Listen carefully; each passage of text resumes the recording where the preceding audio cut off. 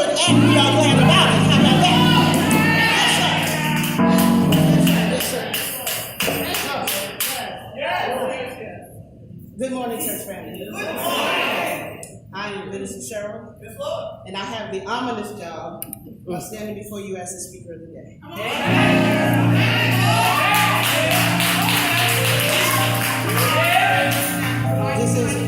This is by no means an easy job considering who our pastors are, amen? We love them and we pray that they are both getting the rest and the restoration they need to this day. Whew. I picked the music too. I can't blame nobody but myself.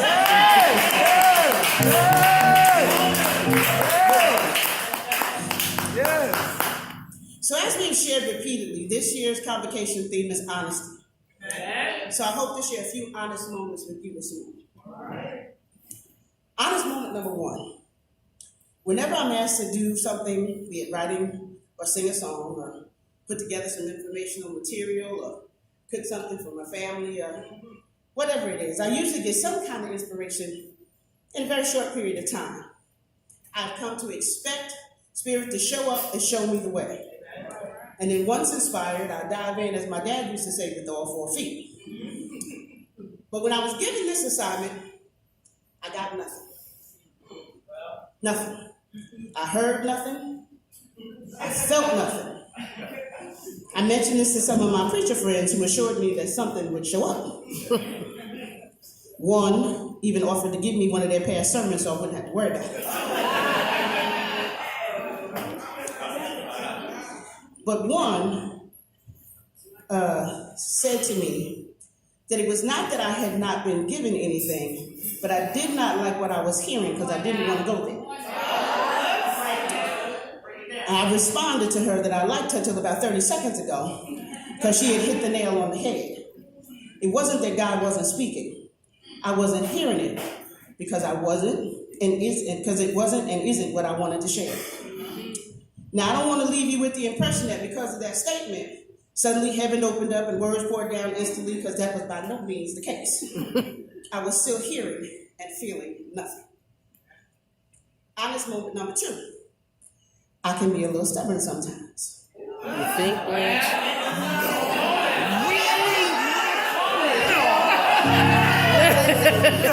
That's it. We're not talking about that today. That is a subject for another morning.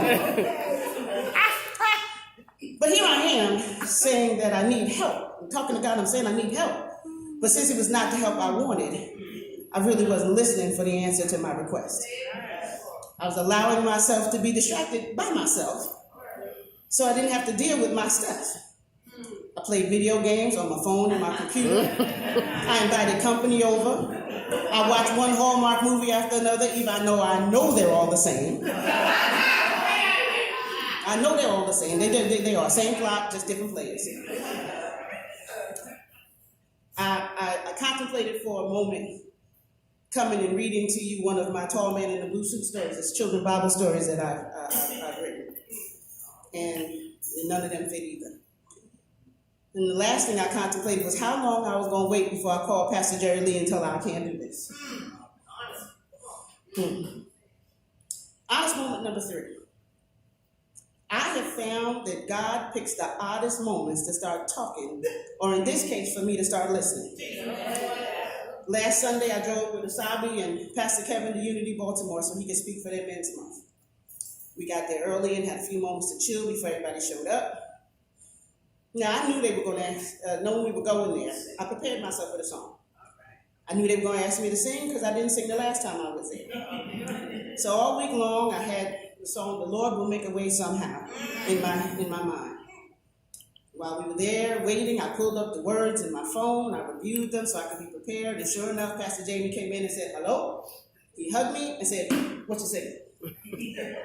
So I laughed, but I felt okay because I was ready.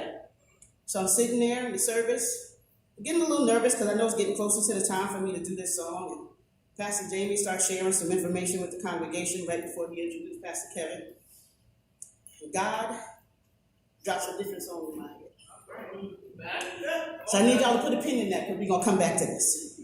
But suddenly I started hearing all the stuff I'd been avoiding in a way that let me know I just couldn't escape it. Couldn't get away from it. Honest moment number 4. I do not like roller coasters. I don't like physical ones or emotional ones. Okay.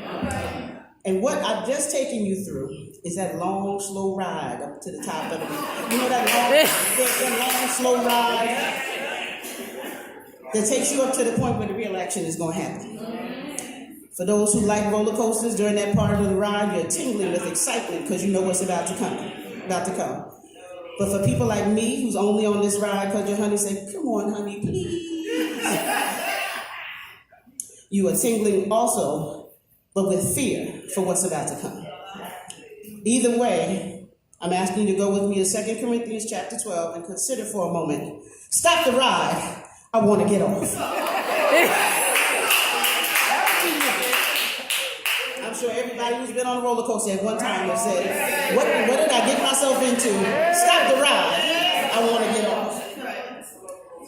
So here we are with Paul writing his second letter to the Corinthians, and chapter 12 is kind of a carryover from chapter 11, where Paul seems to be on a roller coaster ride of his own. He goes from, well, let me tell you about me, to no, wait, let me tell you about my dream, to, well, I could talk about me more, but I don't want people to think I'm conceited, to, well, if I do tell you about me, I'm only going to tell you about the bad stuff, the challenges I've been facing. And this is where I was, and why I was avoiding doing this today. I didn't and don't want to talk about my challenges. I don't want to talk about the losses I've experienced, losses of loved ones, friendships, homes. I don't want to share my health challenges I'm dealing with, both old and new. I don't want to admit that I've missed the mark of putting out a new CD project every 2 years, 4 times over, and that there are times and days that I don't feel like singing at all. I don't want to talk about anything that might seem like I'm having trouble handling my life. But inside I'm screaming, stop the ride! I want to get off. Now before you start to say that this is sad and maybe I should have kept it to myself or found somebody else to talk about it, or perhaps I should have made that call to Pastor Jerry Lee. Let's go back to Paul for just a second. This is the Paul that wrestled with the angel on the Damascus road and got his hip knocked out of place. And even though he won the battle and got the blessing he wanted from the angel, his hip remained a problem. He asked the Lord 3 times to take it away, and when that didn't happen, he justified it to himself as God's way of keeping him humble. How many times have we, weighed down by the challenges we face in life, find ourselves justifying things that aren't going the way we think they should as God's way of keeping us humble? But just like me, inside you're screaming, stop the ride! I want to get off. In 2 Corinthians chapter 12, verses 8 through 10, we know it more from the King James or the NIV, but the Amplified translation makes it much, much clearer. It says, concerning this, I pleaded with the Lord 3 times that it might leave me. But he said to me, my grace is sufficient for you. My loving kindness and my mercy are more than enough, always available, regardless of the situation. For my power is being perfected, and it is completed and shows itself most effectively in your weakness. Therefore, I will all the more gladly boast in my weakness, so that the power of Christ may completely enfold me and may dwell in me. So I am well pleased with weakness, with insults, with distresses, with persecutions, with difficulties for the sake of Christ. For when I am weak in human strength, then I am strong, truly able, truly powerful, truly drawing from God's strength.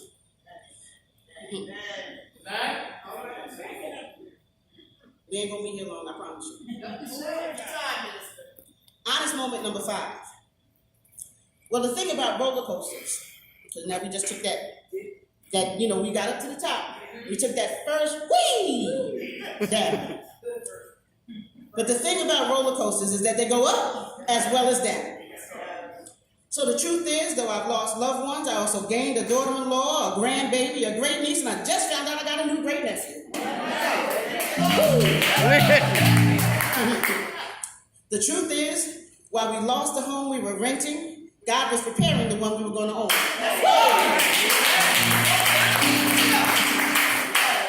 The truth is that while I've hurt my knee about 3 times in the last month and a half, I never had to go back to my pain management team for any more medication. I didn't have to go back on the crutches, use a cane, or my walker. Woo!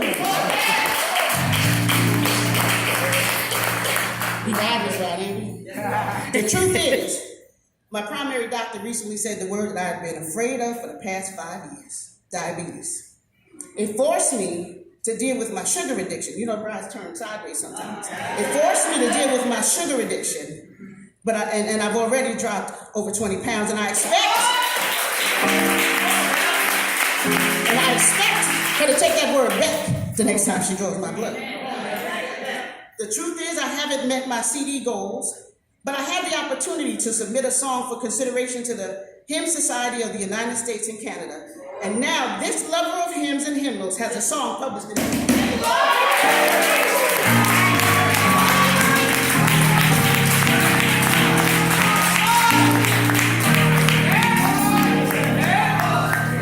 The truth is, while we are riding the roller coaster, all the highs and lows and unseen twists and turns of life, God's grace is holding us, while God's strength is helping us to hold on until the ride is over.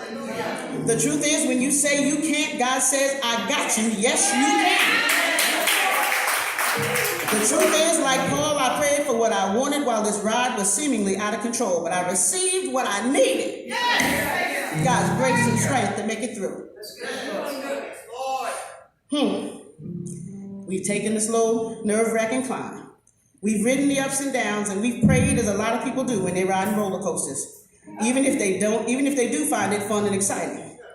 And finally, this ride's about to come to an end. So remember, I told you to put a pin in the song story I shared in the beginning. I want to go back there for just a moment. As I said, I was prepared to sing "The Lord Will Make a Way Somehow." You know, like a ship that's tossed and driven, battered by an axe. That is how I've been feeling for a while. All I could see and all I was feeling. When praying didn't seem to yield results I wanted, and I've been screaming, stop the ride, I want to get off, to no avail. Then here go God. Lord, I give you praise. That's a song that I wrote. Lord, I give you praise for your goodness and your mercy, for your kindness to me. Really, God? Really? Really? Right now, 2 seconds before I'm supposed to get up and do something, here you come? They're about to call me up, and here's God shifting gears. Now, I have a decision to make. I'm either going to stay on this ride, or I'm going to get off and get back in line and keep riding. Or am I going to recognize that the ride is coming to an end? It's coming to an end. Will I keep my focus on the parts of the ride that I hated? Or will I give God praise for the grace and the strength that got me through? Am I going to keep on screaming, stop the ride, I want to get off? Or will I open my eyes and realize it's already over?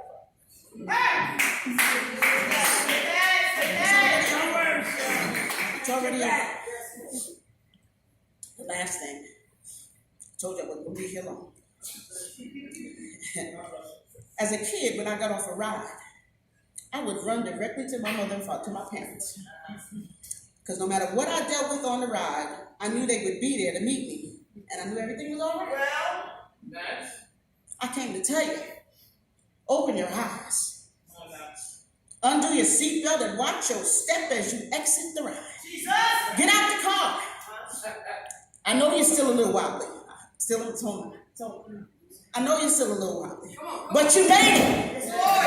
You made it. The roller coaster ride is over. And no matter what you went through, no matter how you behaved on that ride, no matter what came out of your mouth while you were riding, God was still there. God still is there to meet you and let you know everything is okay. And if you suddenly, someday, find yourself caught on another roller coaster, remember, God's sufficient grace and God's amazing strength will carry you through. Amen.